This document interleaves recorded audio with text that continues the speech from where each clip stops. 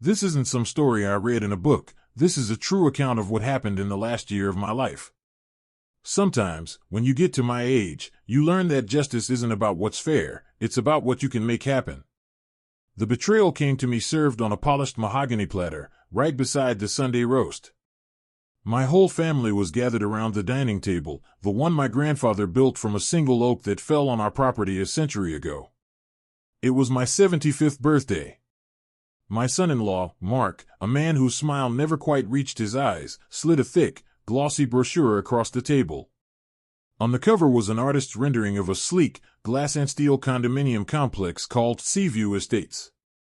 I frowned, confused, then my eyes found the familiar curve of the coastline, the jagged line of pines, the exact spot where my wife was buried. It was my land. "Happy birthday, Arthur," Mark said, his voice slick with false sympathy. "Eleanor and I have made all the arrangements. You're the first resident to get a corner suite. If you genuinely enjoy our stories, please subscribe to the channel, tell us where you're from, and what time it is right now. It's always fascinating to know how far our story flows." My daughter Eleanor, my only child, refused to look at me.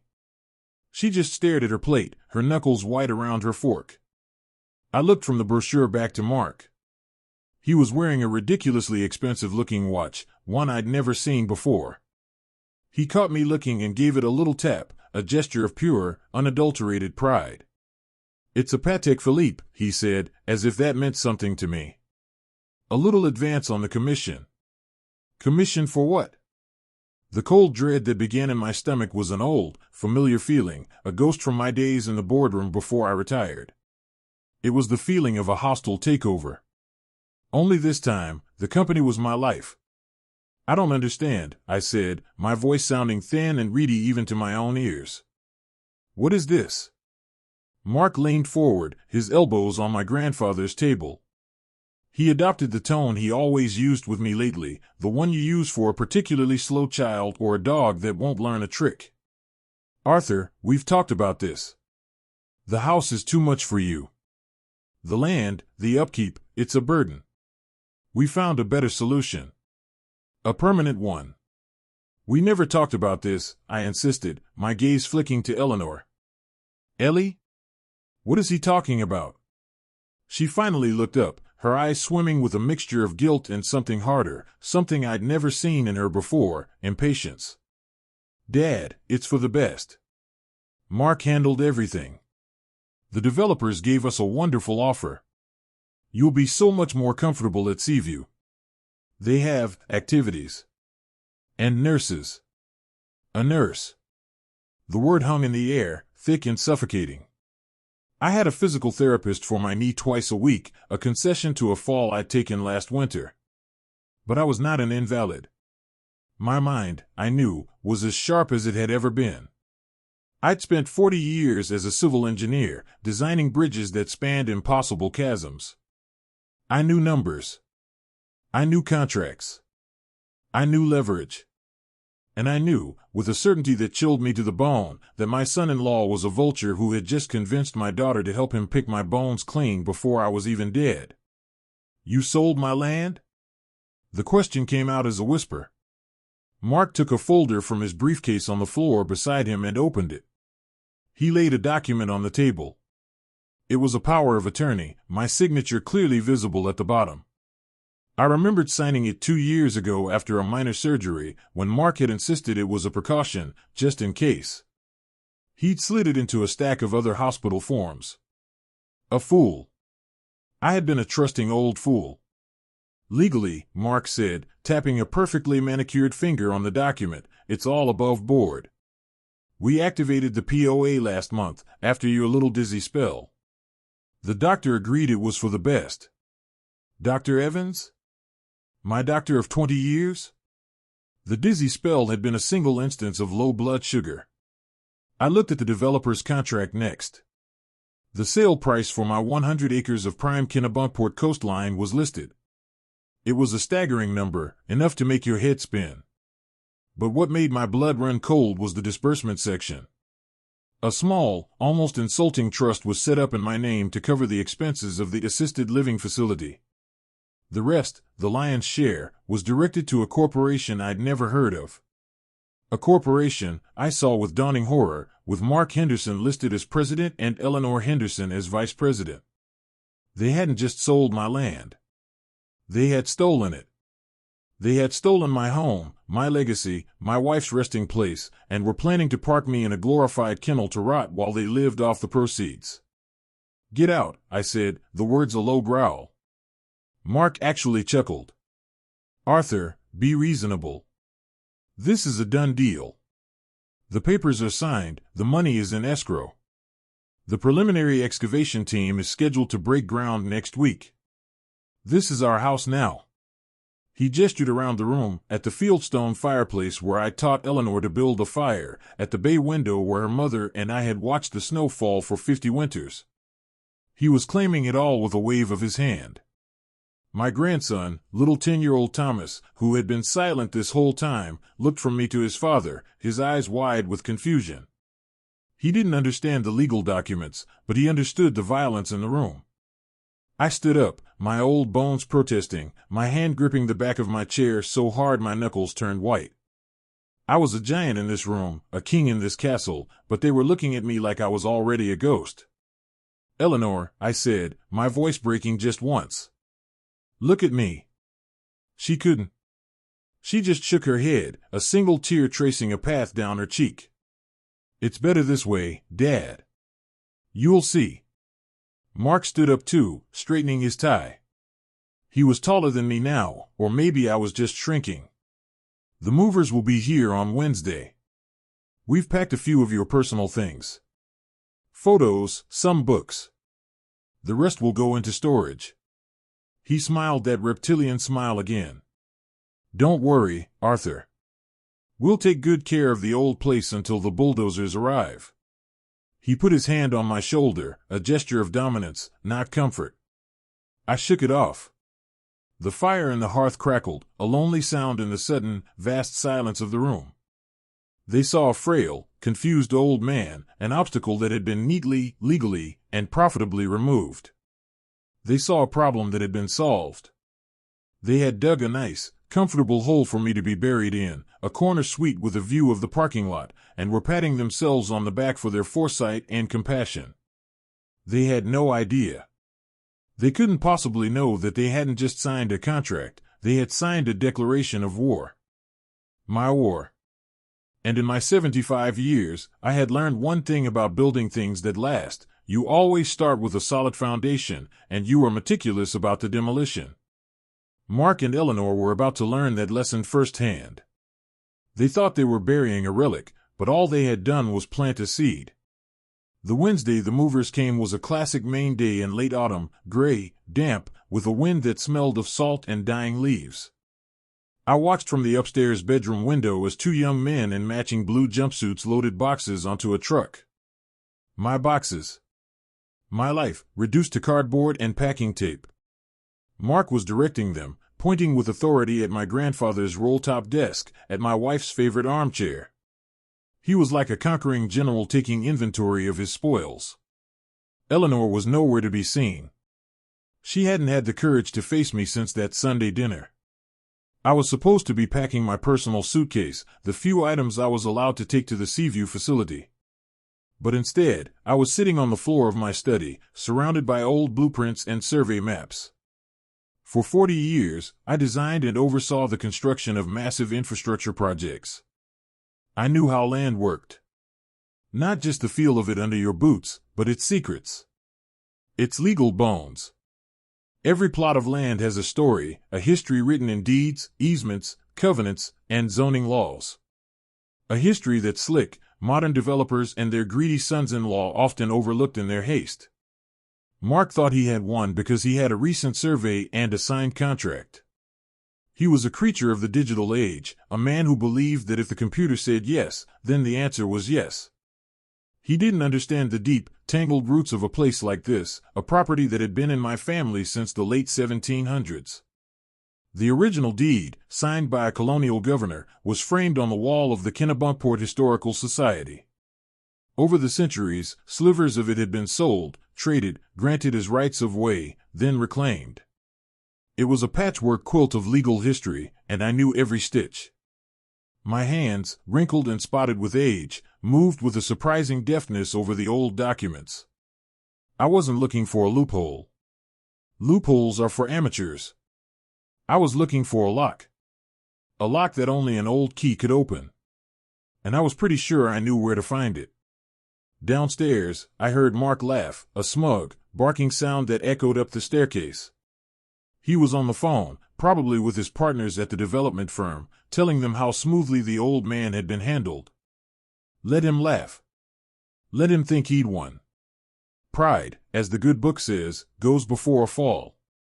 And I was about to engineer a fall of biblical proportions.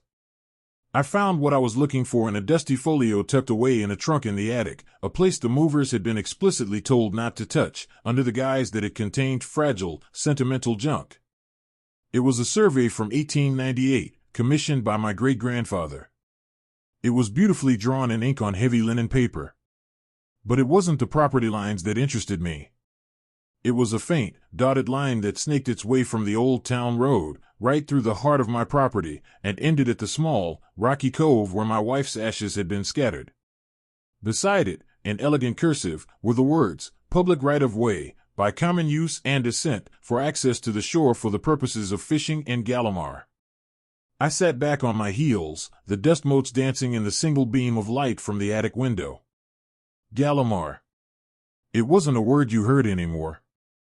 It was an old local term for harvesting seaweed and periwinkles at low tide. This wasn't a formal, recorded easement. It was better. It was a prescriptive easement, a right earned through uninterrupted, historical use. The townspeople hadn't used it in 50 years, not since the main coastal highway was built.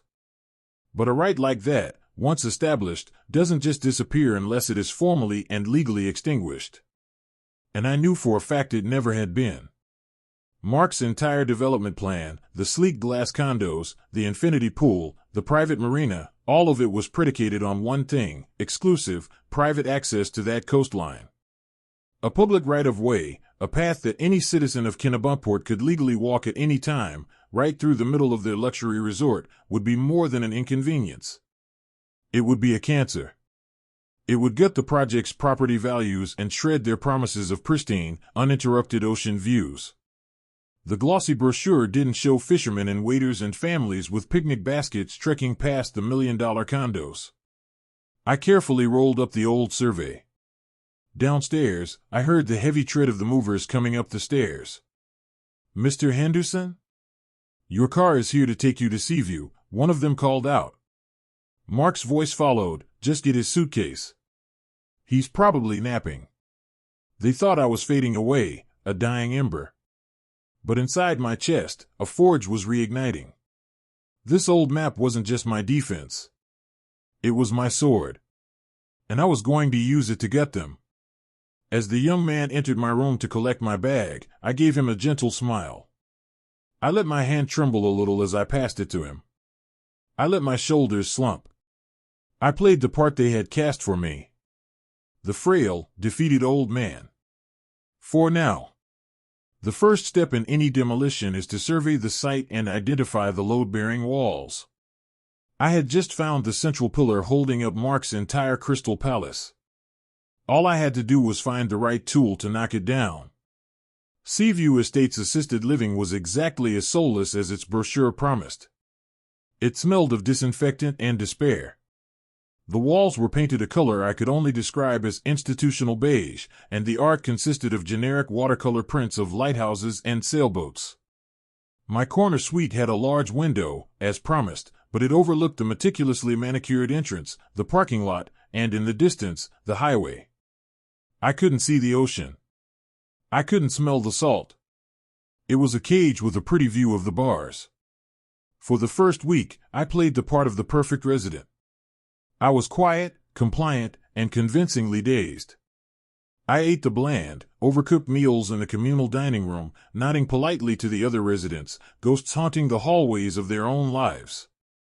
I attended a chair yoga session and feigned confusion during a bingo game. Mark and Eleanor visited me on the second day, bringing a potted orchid that looked as out of place as I felt. "See, Dad?" Isn't this nice? Eleanor said, her voice brittle with forced cheerfulness. You've got your own TV. And Nurse Brenda, is just lovely. Mark prowled around the small apartment, his hands in his pockets, assessing it like a piece of property. It's secure. Safe. No stairs to fall down. And the best part is, you don't have to worry about a thing. We'll manage your trust, pay the bills. All you have to do is relax. Manage my trust. The words dripped with condescension. I was no longer a man, I was a portfolio to be managed. An expense item on their spreadsheet. I gave them a weak, watery smile. It's very clean, I said.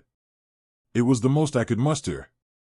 They took it as acceptance, as the ramblings of a mind already turning to fog. They stayed for 20 minutes, the length of a courtesy call, and left smelling of expensive cologne and smug satisfaction. They didn't notice the fire behind my eyes. They didn't see the engineer in me, already calculating stress points and structural weaknesses. My first move was to reestablish contact with the outside world. My cell phone had been lost during the move, a convenience I was sure Mark had arranged. But they had overlooked my old, dust-covered desktop computer, deeming it too ancient to be of any use. They'd set it up on a small desk in the corner of my room. The facility had Wi-Fi, a slow, creaky connection, but it was a lifeline. I spent the first few nights, when the facility was quiet and the only sound was the hum of the HVAC system, diving into the town of Kennebunkport's public records. I searched zoning board archives, planning commission minutes, and property tax databases. It was tedious, painstaking work, but it was familiar territory. It was research. It was the foundation of every project I had ever built. Mark's development company, Henderson Coastal Properties, was a shell corporation, registered just 6 months prior. He had hired a big, aggressive law firm out of Portland to push the development proposal through the town planning commission. I read the minutes of the meetings. Mark had presented himself as a savior, a visionary bringing jobs and tax revenue to the town. He'd schmoozed the board members, promising public park donations and upgraded sewer lines. He'd painted a picture of a decaying old property, owned by an elderly man unable to manage its upkeep, being transformed into a modern marvel. He'd used my age and my frailty as a selling point. The Planning Commission had approved the initial zoning variance with what seemed like record speed. There was a 30-day window for public comment or objection, a period that had just closed 2 days before I was moved into Seaview. Mark had timed it perfectly.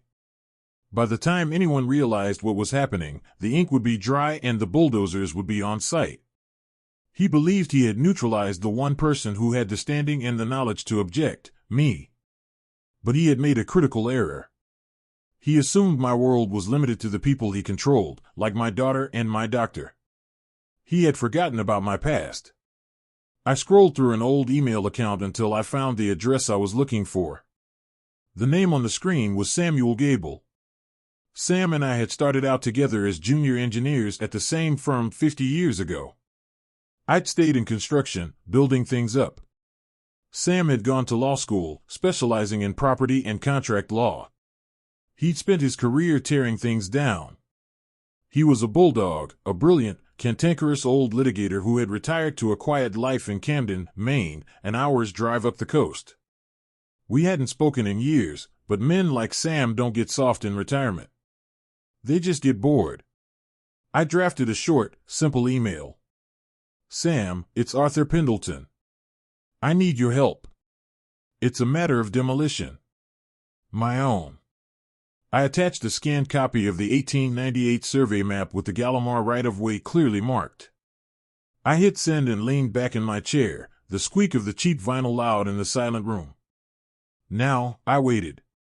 The response came less than an hour later, just as the sun was beginning to lighten the gray sky. It was 4 words. When do we start? A grim smile touched my lips for the first time in weeks. Mark Henderson thought he was in a real estate transaction. He was about to find out he was in a war with 2 old men who had a combined century of experience in breaking things. The next morning, I used the facility's courtesy phone at the front desk to make a call. I didn't call Sam. I called the Kennebunkport Historical Society. I spoke to a young, enthusiastic curator named Brenda and told her I was a new resident at Seaview with some time on my hands. I told her I was the last living Pendleton of the original founding family and that I had a story to tell. A story about an old tradition, a public right, and a path to the sea that the town had long forgotten. I asked if she, or perhaps a reporter from the local paper, the Kennebunkport Gazette, might be interested in hearing about it. I needed more than a legal challenge. I needed a public spectacle. I needed to turn the town that Mark had so carefully courted against him. The ground beneath his feet was about to get very, very soft. Brenda from the Historical Society arrived the next afternoon, her eyes wide with academic curiosity. She was a young woman in her late 20s, earnest and eager. With her was a reporter from the Gazette, a man named Tom who looked tired, cynical, and utterly bored. He slumped in the uncomfortable visitor's chair, his notepad unopened on his knee. He was clearly expecting a rambling, sentimental tale from a lonely old man. I intended to give them something far more useful. Mr. Pendleton, Brenda began, setting up a small digital recorder on the table between us. Thank you so much for calling. We have your family's original deed on display, but first-hand accounts of how the property was used are so rare. Please, call me Arthur, I said, offering them the bland cookies provided by the facility. I began my story slowly, weaving a tale not of legal claims, but of community. I spoke of my childhood, of my father and grandfather teaching me how to find periwinkles among the tide pools in the cove. I described the old Gallimar path, not as a dotted line on a map, but as a living part of the town's fabric. I talked about the families who would walk it on summer evenings, their buckets heavy with seaweed for their gardens, their children laughing as they ran ahead to the shore. I painted a picture of a shared heritage, a communal right that belonged not to one family, but to the entire town of Kennebunkport. It was a tradition, I said, my voice filled with a carefully practiced nostalgia. A bond between the landowners and the townspeople. My family always believed the shore was a gift from God, and that path was our way of sharing that gift. Tom, the reporter, began to stir. He picked up his pen. So this path, it's still there, he asked, his interest finally piqued. The path is still there, I confirmed. Overgrown, perhaps, but a right-of-way like that, established by generations of use, doesn't simply vanish because it's forgotten. It's as much a part of this town's history as the church steeple. Brenda was scribbling furiously. A prescriptive easement. Arthur, this is incredible. If we could document this, it would be a major historical finding for the town. I have the original 1898 survey map that marks it, I said, casually dropping my bombshell. And I would be happy to donate a certified copy to the Historical Society. Tom's eyes lit up. This was no longer a human interest story about a lonely old man. This had teeth. Mr. Pendleton, are you aware that a major condominium development has been approved for that exact property? He asked, his voice now sharp and focused. I feigned a look of gentle, wounded confusion. A what? Oh my, yes. My son-in-law, Mark Henderson, he's handling my affairs now. He mentioned something about making the land more manageable. I'm sure he wouldn't do anything that would disrespect the town's history. He has so much respect for tradition. The lie was so sweet, it almost made my teeth ache. Tom exchanged a look with Brenda. They both knew exactly what this meant. A story about a greedy developer bulldozing a forgotten piece of local history, a public right-of-way used for generations, was a much better story than a simple zoning approval. It had conflict. It had a villain. And it had a sympathetic, elderly victim being taken advantage of by his own family. Arthur, Tom said, leaning forward. Would you be willing to go on the record with this? Tell your story to the town? I am an old man, Mr. Collins, I said with a sigh. I'm not looking to cause trouble. I just want to see our town's heritage preserved. I was planting the seeds, letting them think this was their crusade. But yes, for the good of Kennebunkport, I will do what I must. After they left, a palpable sense of energy in their wake, I sat by my window and watched the cars on the highway. Phase 1 was complete. The court of public opinion was now in session. The next day, I received a package. It was from Sam Gable. Inside was not a legal brief, but a set of clothes, a crisp, dark blue suit, a starched white shirt, and a conservative, crimson tie. There was also a brand new, top-of-the-line smartphone and a simple note: next week, the Town Planning Commission holds its monthly public forum. Be there. I've arranged for you to be on the agenda. It's time to stop playing defense. The article in the Kennebunkport Gazette came out 2 days later. The headline was explosive: Forgotten Path, Forgotten Promise, Pendleton Heir Reveals Historic Public Right-of Way Through Proposed Seaview Estates Development. Tom had done his job well. The story was a masterpiece of sentimental outrage. It quoted me, the last of the Pendleton line, lamenting the potential loss of a shared treasure. It featured an interview with Brenda from the Historical Society, who confirmed the 1898 map was authentic and the legal theory of a prescriptive easement was sound. It even included a grainy photo of the map itself, with the dotted line of the Gallimar Path circled in red. The phone at the Seaview front desk began ringing. At first, it was other residents, patting my arm in the dining hall and telling me, "Good for you, Arthur." Then, it was calls from people in town. Old-timers who vaguely remembered their parents talking about the path. Members of local fishing clubs. Environmental activists. The story spread like wildfire through the small, tight-knit community. Mark and Eleanor arrived that evening. The forced cheerfulness was gone, replaced by a cold, simmering fury. Eleanor wouldn't look at me, but Mark strode into my room and threw a copy of the Gazette onto the table. It slapped against the wood with a sharp crack. "What is this?" he demanded, his voice low and menacing. "What did you do?" I looked at him with the same gentle, baffled expression I had perfected. "I don't understand, Mark. I was just talking to some nice young people about the old days. About the Gallimar Path. It's a lovely piece of our family's history." "Don't play dumb with me, you old fool," he hissed, his mask of civility completely gone. "You know damn well what you did. Our lawyers are already getting calls from the town planner. You've endangered the entire project." "Endangered it? But I thought you said everything was a done deal," I said, my voice trembling ever so slightly. "You said you had taken care of everything, that it was all legal." I looked from him to my daughter, who was standing by the door as if she couldn't decide whether to flee or stay. "Ellie, what is he so upset about?" "It's just an old path." "Dad, you have to stop," she pleaded, her voice cracking. "You're ruining everything. Mark worked so hard on this deal. It's our future. Our future. Not mine. Theirs. Built on the rubble of my past. My only concern," I said, my voice growing stronger, firmer, "is preserving the history of this town and the legacy of this family. A legacy you seem so eager to pave over." Mark took a step toward me, his face contorted in a mask of rage. He was bigger than me, stronger. For a second, I thought he might actually strike me. But he stopped, visibly reining himself in.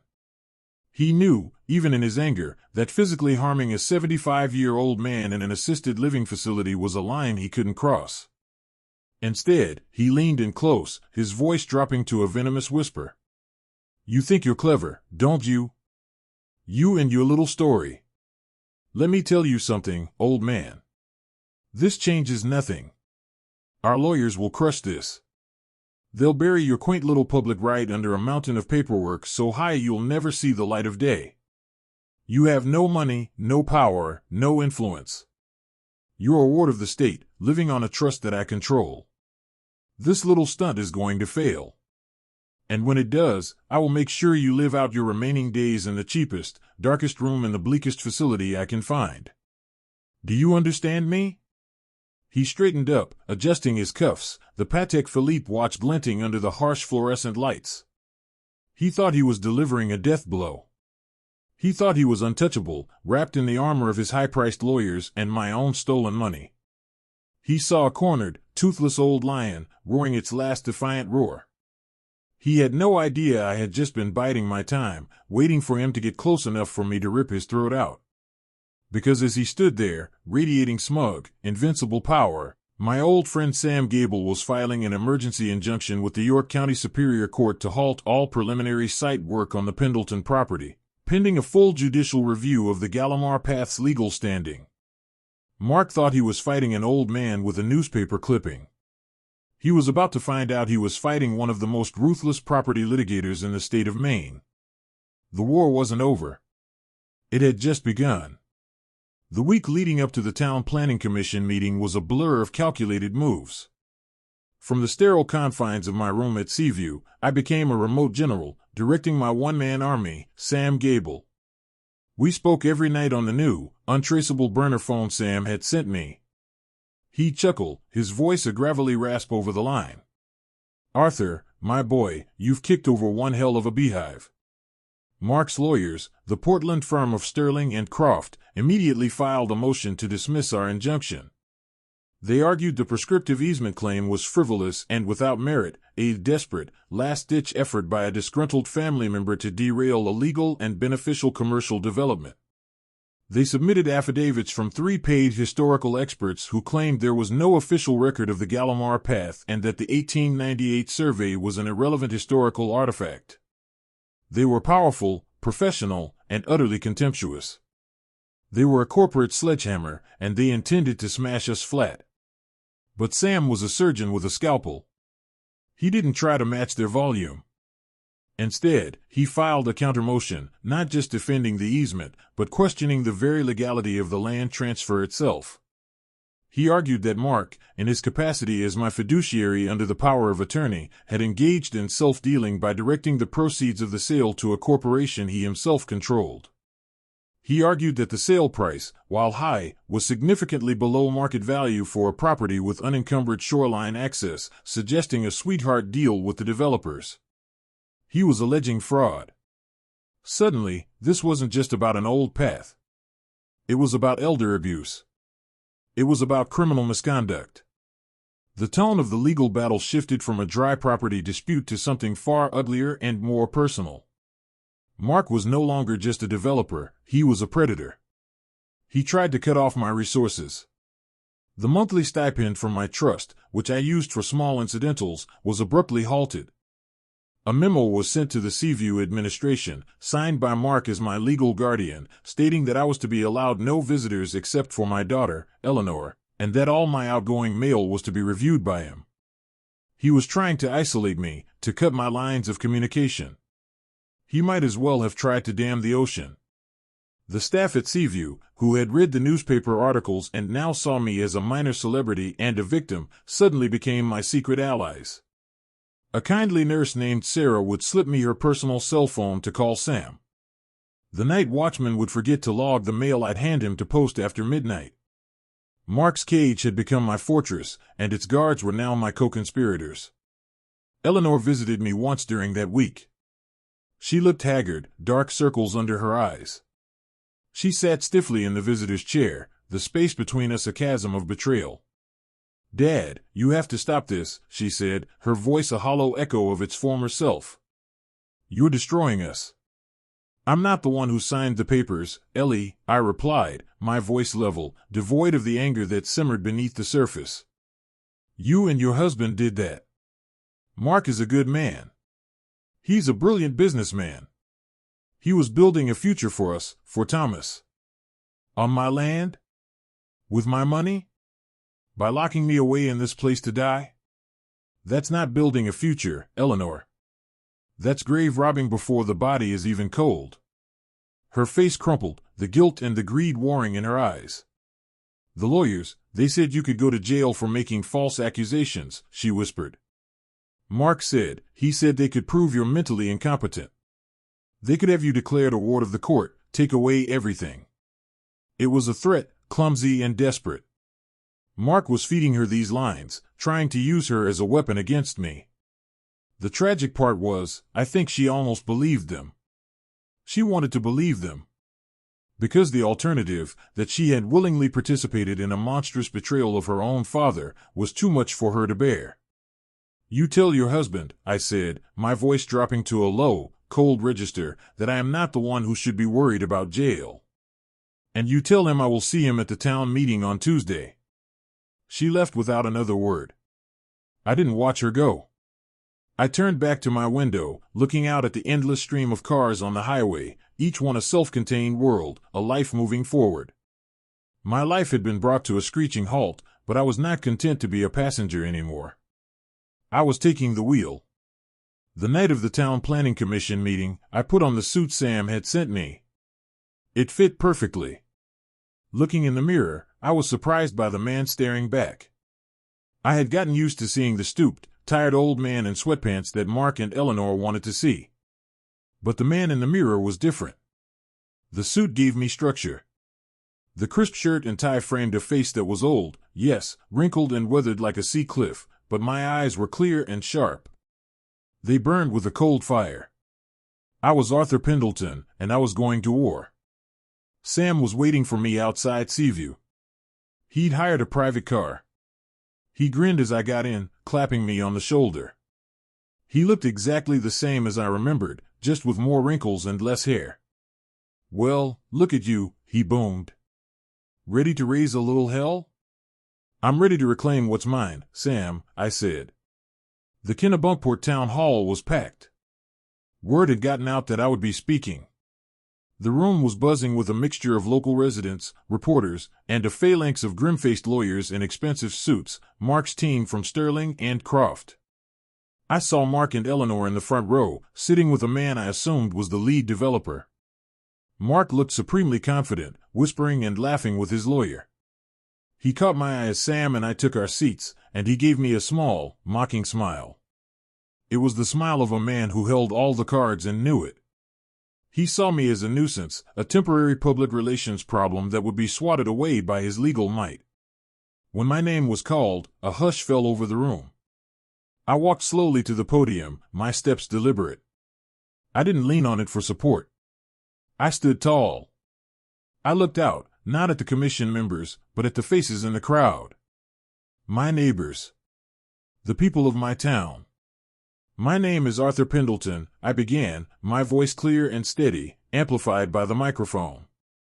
"My family has lived on the land at the end of Old Shore Road for over 200 years. That land is more than just property to me. It is my heritage.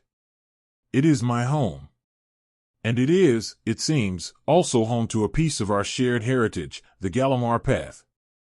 I saw Mark roll his eyes. He leaned over to whisper something to his lawyer, who smirked. They were ready for this. They had their experts, their counter-arguments. They were waiting for me to talk about tradition and history. They were not prepared for what came next. "But I am not here tonight to talk about the past," I continued, my voice gaining strength. "I am here to talk about the future. Specifically, the future of the Seaview Estates development. A project being spearheaded by my son-in-law, Mr. Mark Henderson."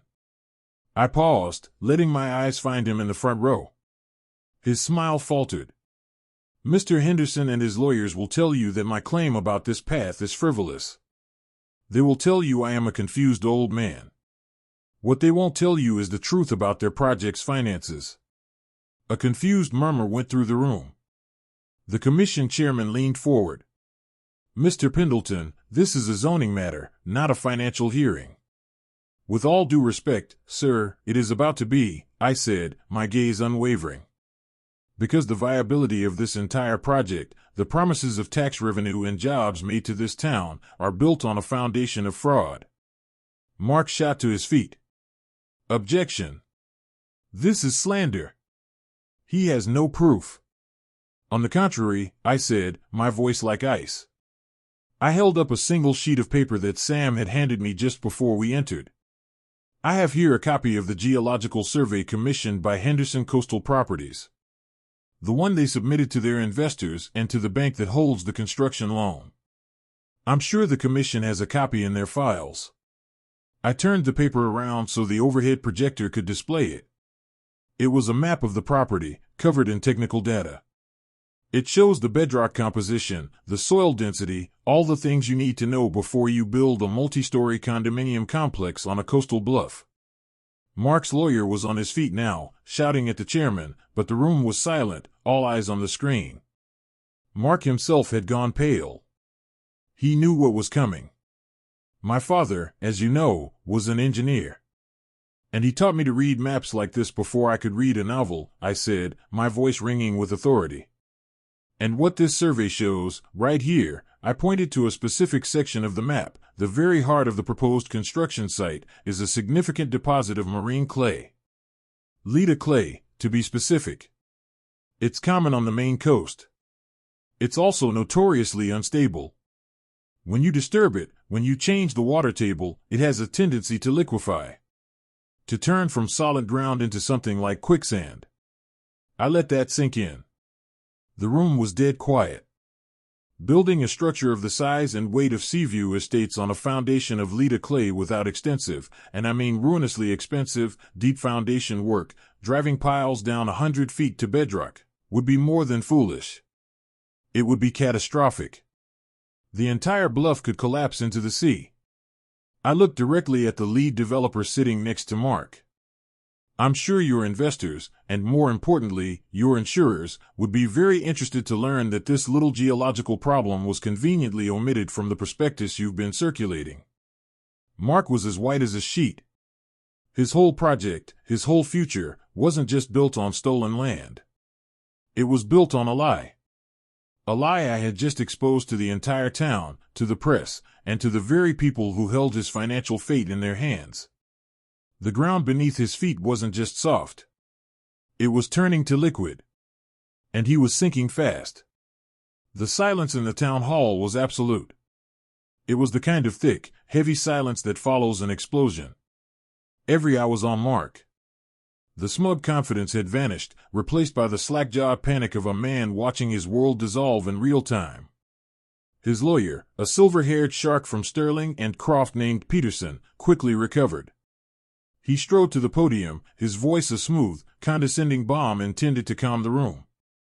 With all due respect to Mr. Pendleton's amateur analysis, Peterson began, emphasizing the word amateur. Henderson Coastal Properties employed the top geological survey firm in the state. Their report concluded the site is perfectly stable for the proposed construction. These are baseless, inflammatory accusations from a man with a clear and documented personal grievance. Then you won't mind submitting that full, unredacted report to this commission and to the public record, will you? Sam Gable's voice boomed from his seat. He stood up, a bear of a man in a slightly rumpled suit, and the room seemed to tilt in his direction.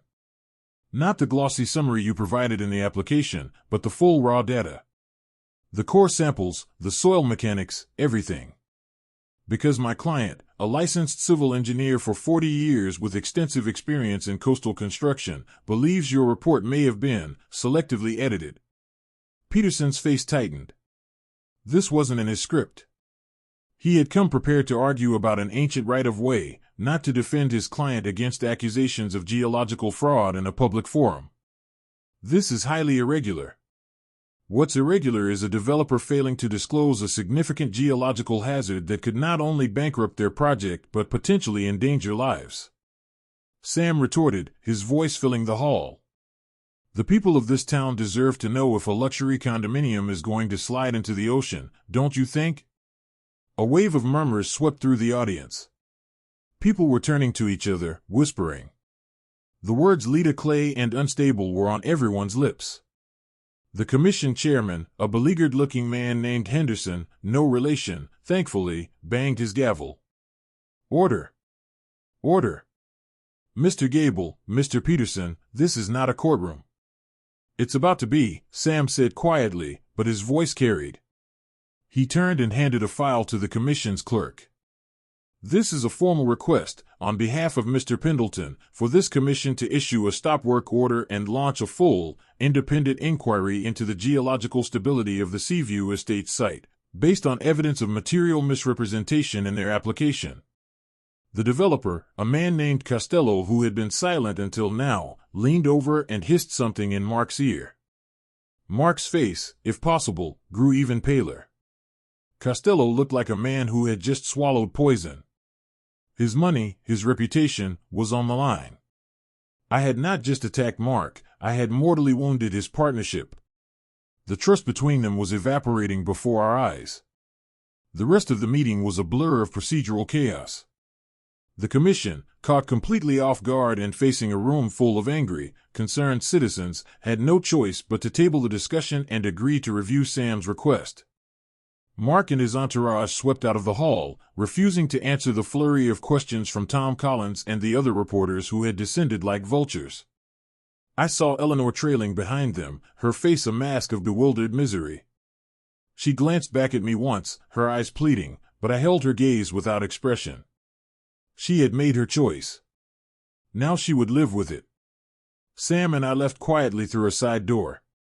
As we walked into the cool night air, the scent of the nearby sea stronger than ever, Sam let out a low whistle. "You know, for a retired guy, you still know how to blow up a bridge, Arthur." "I learned from the best," I said, a flicker of a smile on my face. "What now?" "Now?" "We let the poison work," Sam said, helping me into the waiting car. "Costello isn't going to stand by a partner who just publicly implicated him in massive fraud. The bank that issued the construction loan will freeze their line of credit tomorrow morning, pending a review. The investors will be screaming for their money back. Mark Henderson built a house of cards on unstable ground, both literally and figuratively. You didn't just knock it down, Arthur. You liquefied the foundation. The next few weeks were a slow-motion demolition. The Kennebunkport Gazette and several larger regional papers ran front-page stories about the Seaview stability scandal. The town, smelling blood in the water, officially launched the independent inquiry I had requested.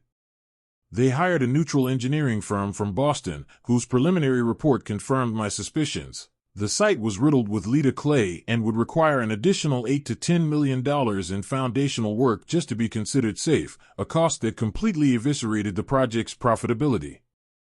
Costello's development company publicly and messily severed ties with Henderson Coastal Properties, suing Mark for breach of contract and fraudulent misrepresentation. The bank called in its loan. The investors filed a class action lawsuit. Mark was drowning, besieged on all sides by the very people he had courted and conned. He tried to fight back.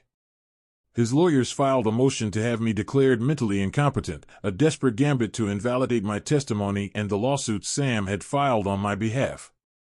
The court-ordered psychiatric evaluation was a surreal experience. I sat in a comfortable office with a kind, thoughtful doctor and spent 2 hours discussing everything from bridge design and soil mechanics to modern politics and my favorite novels. At the end, she smiled warmly.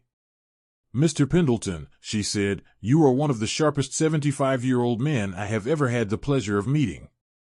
I will be reporting to the court that you are not only competent but possess a mind of remarkable clarity and acuity." That was the final nail in Mark's coffin. His last-ditch attempt to discredit me had backfired spectacularly, painting him as even more of a villain, a man willing to have his own father-in-law committed to an asylum to cover up his crimes. Sam's civil suit against him for fiduciary misconduct and elder financial abuse was now moving forward with unstoppable momentum. The state attorney general's office, prompted by the public outcry and the mountain of evidence, even opened a criminal investigation. One evening, Eleanor came to Seaview. She came alone. She didn't knock, just used her key to let herself in. She looked like a ghost. She was thin, pale, and the expensive clothes she wore hung on her as if on a hanger. She didn't speak for a long time, just stood in the middle of my small, sterile room, looking at me. "He's ruined," she finally said, her voice a dead whisper. "They've frozen all our accounts. The lawyers took everything else as a retainer. We're going to lose the house. We have nothing." I sat in my chair by the window, watching her without pity. This was the consequence of her choices. "You had everything," I said quietly. "You had a father who loved you. A family legacy. A home. You traded it all for a con man's promises." "I loved him," she sobbed, the tears finally coming. "I believed in him.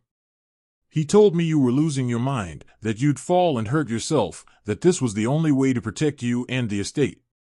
He made it sound responsible, logical. And the Patek Philippe watch? The corporation in your name? Did that sound logical too? She flinched as if I'd slapped her. She had no answer. She had allowed herself to be blinded by greed, and now the light was burning her eyes. What do you want from me, Eleanor? I asked. Help us, she begged, taking a step forward. Dad, please. You have to call it off. Tell your lawyer to stop. You're the only one who can. I looked at my daughter, the child I had taught to ride a bike and build a campfire, and I felt a profound and chilling emptiness. She wasn't here to apologize. She wasn't here to repent. She was here to ask me to save the man who had tried to destroy me, to save the life they had tried to build on my ashes. She was still, even now, on his side. No, I said. The word was small, but it filled the entire room. The ground you and your husband dug for me was meant to be my grave. You will find no mercy there. Now get out of my home. I gestured around the beige room, the ultimate symbol of what they had planned for me. And please, leave your key on the table on your way out. She stared at me, her face a mask of disbelief, as if she couldn't comprehend that her father, her gentle, pliable, old father, was gone forever. With a strangled sob, she fumbled in her purse, threw the key on the table, and fled. I listened to her footsteps fade down the hall, a lonely, retreating sound. I had won the war. I had destroyed my enemies. But I had lost my daughter along the way. Or perhaps, I had simply lost the illusion of the daughter I thought I had. The price of my revenge was a silence in my heart that I knew would last for the rest of my days. The final act of Mark Henderson's spectacular downfall played out not in a town hall, but in the sterile, wood-paneled quiet of the York County Courthouse in Alfred, Maine. It wasn't a dramatic trial. Mark didn't have the resources left for that. It was a settlement hearing. Costello, the developers, the investors, and the banks had already carved up the carcass of his company. Sam's civil suit was the final, deepest cut. I was there, sitting in the back of the courtroom, wearing the same blue suit I'd worn to the town meeting. Mark stood before the judge, a broken man. His expensive suit was gone, replaced by a cheap, ill-fitting one. The Patek Philippe was long gone, sold to pay a fraction of his legal fees. He looked thin, sallow, and aged 10 years. Eleanor sat behind him, alone. No friends, no supporters. Just the empty space of a life she had torched.